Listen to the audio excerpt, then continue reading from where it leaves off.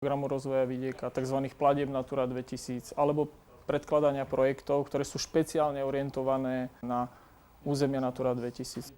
Slovensko ako také má vysoký stupeň biodiverzity. Príroda na Slovensku je jedinečná, je úžasná. Ja som hrdý na to, že v podstate môžem spravovať ochranu prírody v takom jedinečnom štáte, ako je Slovensko, najmä z pohľadu toho vysokého stupňa biodiverzity. Avšak na druhej strane je treba povedať, že to obmedzenie tu je.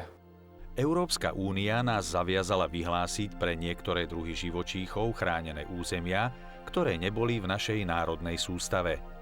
Profesionálni ochranári zo štátnej ochrany prírody priebežne spracovávajú údaje s cieľom vytvoriť konečný zoznam týchto chránených území. Napríklad v Rakúsku mali na prispôsobenie sa sústave Natura 2000 oveľa viac času. Naši vlastníci lesov a pozemkov v chránených územiach a samozrejme odborníci z ochrany prírody museli túto legislatívu v krátkej dobe naštudovať a zaviesť do praxe. Obdobne, no s väčším časovým fondom na prispôsobenie sa, to bolo aj s ďalšou legislatívnou normou, a to dohovorom o obchode s ohrozenými druhmi rastlín a živočíchov, známym pod skratkou CITES.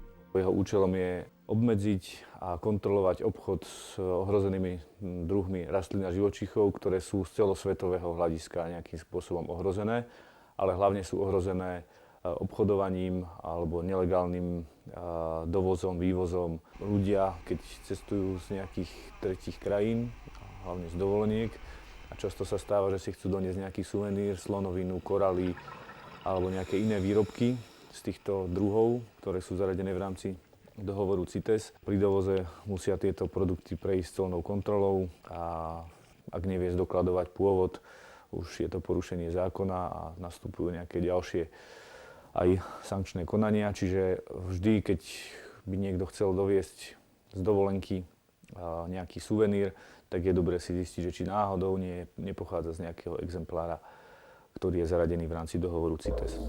Je to pomerne široký zoznam živých organizmov i neživých produktov vyrobených z ohrozených živočíchov alebo rastlín. Zahŕňa aj poľovnícke trofeje.